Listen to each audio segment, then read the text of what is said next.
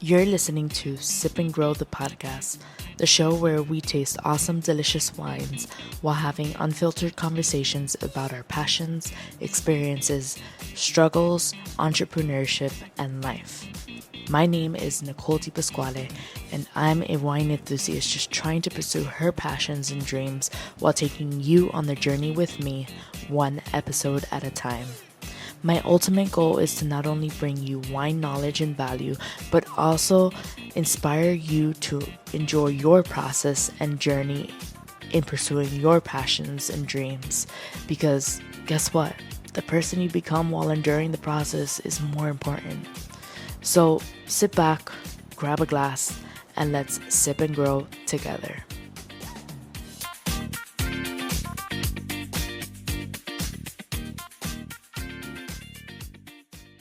Hello, guys, and welcome back to another episode of Sip and Grow the podcast.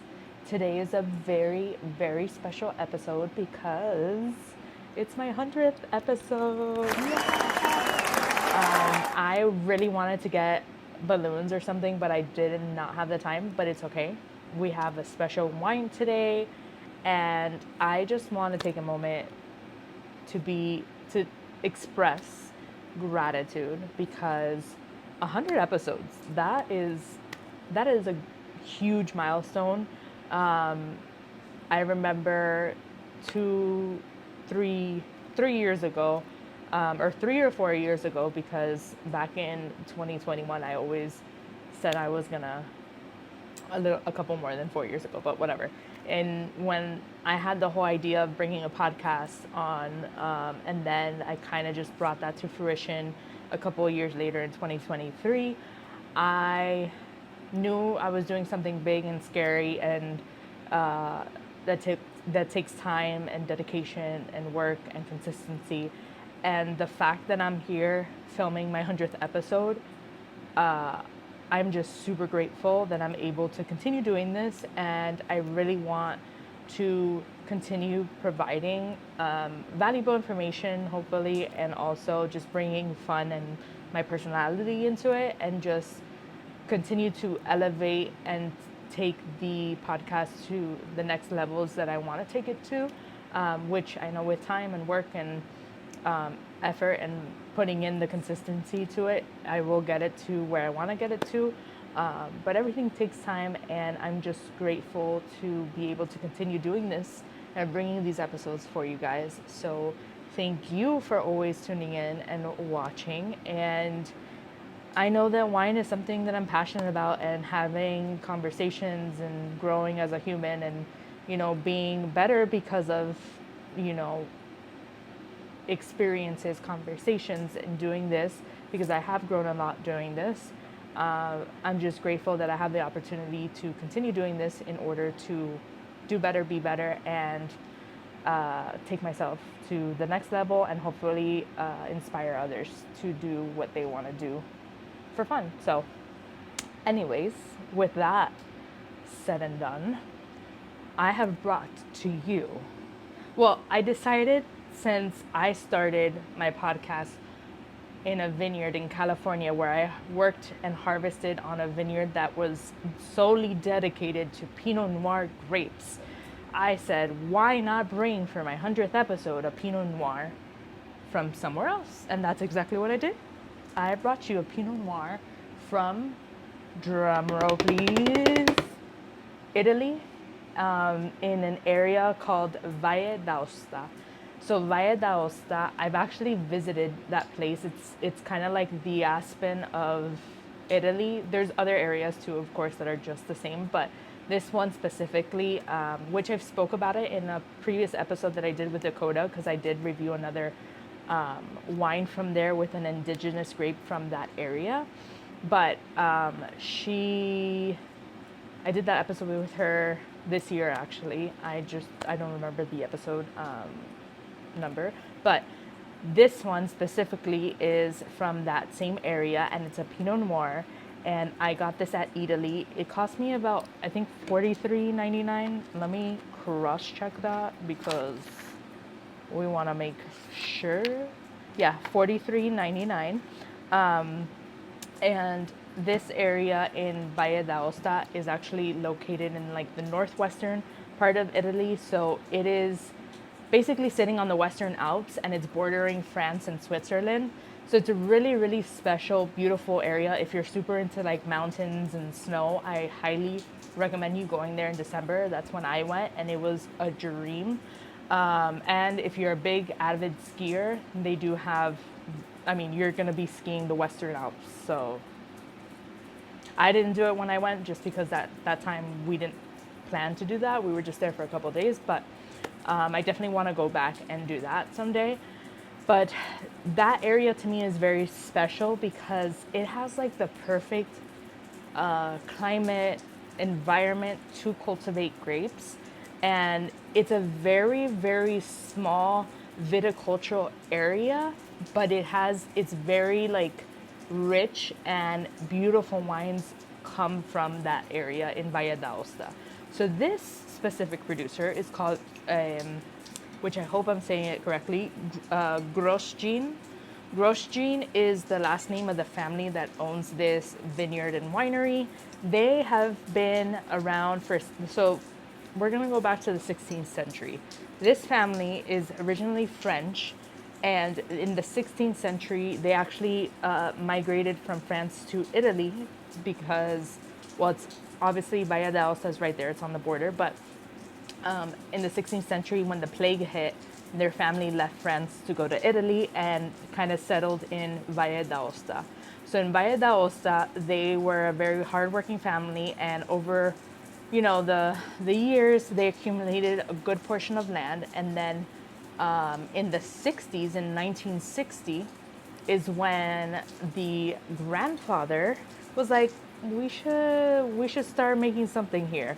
So in 1960 is when they started like cultivating a vineyard with vines and grapes and all that fun stuff.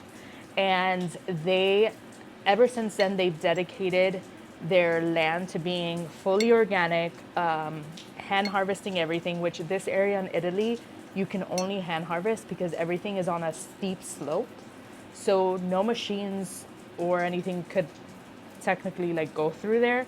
It's just like a very hard area to use machinery, so you technically have to hand harvest.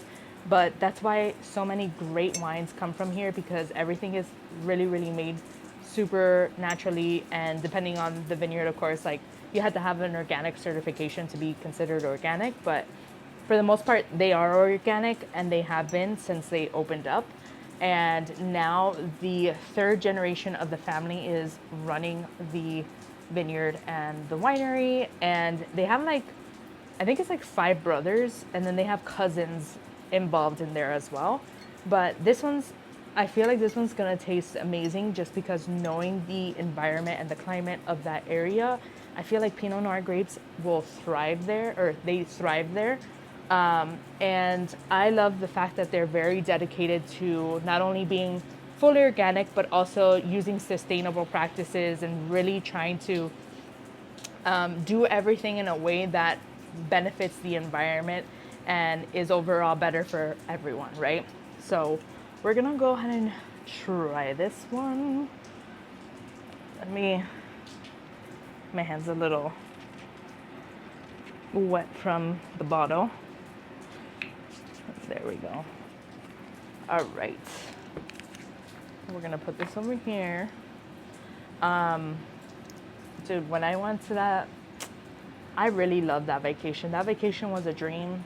I had gone with my family, and my parents rented this cabin that was gorgeous, like overlooking the mountains. And I even made like a MTV Cribs video of the Airbnb that we had rented, because it was honestly super cute.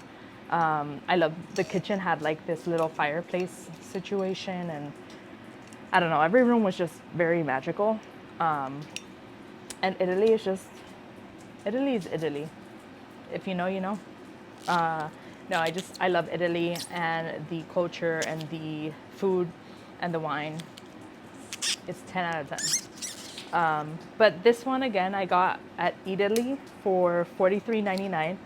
For a Pinot Noir, honestly, it's not a bad price point, because when I saw the price point, I was like, okay, this tells me that it's probably like a good Pinot Noir. But we shall see. We shall see. Oof. I'm loving this, the color that it's giving me already. It's giving me like a nice bright ruby red, very clear. You can see like the clarity on it is gorgeous. On the nose, I'm getting like very peppery smells. Like it's like a very spicy wine, but then I have like hibiscus coming through, which is really, I find that in Pinot Noirs, hibiscus notes always come through, for me at least. And then I'm even getting like rose coming through, like very floral-y notes, floral-y and spicy notes coming through. And I would say like red fruit notes, so like cranberries, red currants, even like cherry, a hint of cherry. Let's go ahead and try it.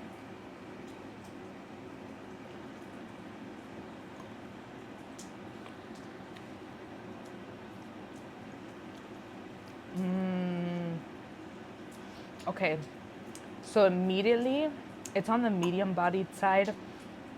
The taste of it is telling me, because tannins are present, so it's telling me that they probably left the seeds and the stems in there a little bit longer than you would for other like batches of Pinot Noir, just because the tannins coming through, I feel like are a combination of that mixed in with probably oak aging, which I don't know if it says it here. No, it doesn't. I'm not sure. I'm pretty sure they probably aged it in oak for a little bit, but like not too long. But honestly, it's a 2023 vintage. I almost feel like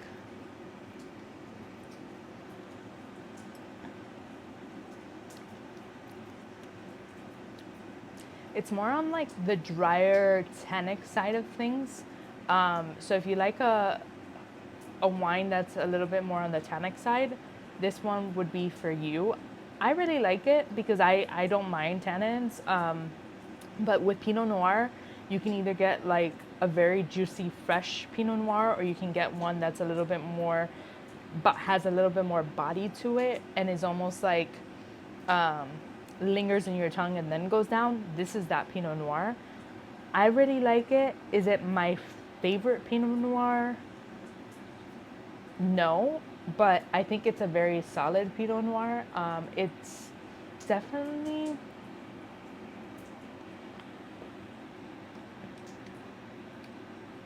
I almost feel like it's missing something, but I don't mind it at all. Like I would definitely drink this happily. Would I buy it again? Yeah, I would buy it again. It wouldn't be my first choice of Pinot Noir. My rating for this wine, I'd probably give it 7.8 out of 10.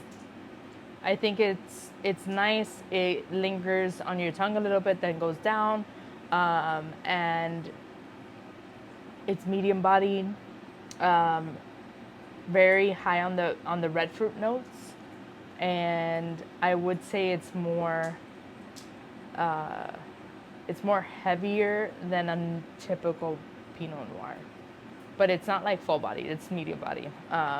But I'm not mad at it. I really like the story behind this producer. I want to try other grape varietals from them just because their story, to me, was really interesting. And I don't know. I like wines that come out of Valle D'Aosta. Like all the ones that I've tried from this area have not disappointed me. And this is a solid Pinot Noir. I'm just like very harsh with my Pinot Noirs. So that's why I gave it a 7.8, but it's not bad at all. I would buy it again. And like I said, this one it has a price point of $43.99. So if you guys try it out, let me know what you think. I'll be here. I'll definitely finish this bottle tonight because I have a lot of work to do. And a lot of prepping to do. But once again, thank you guys for always tuning in, and cheers to the 100th episode. I'll see you guys on the next one.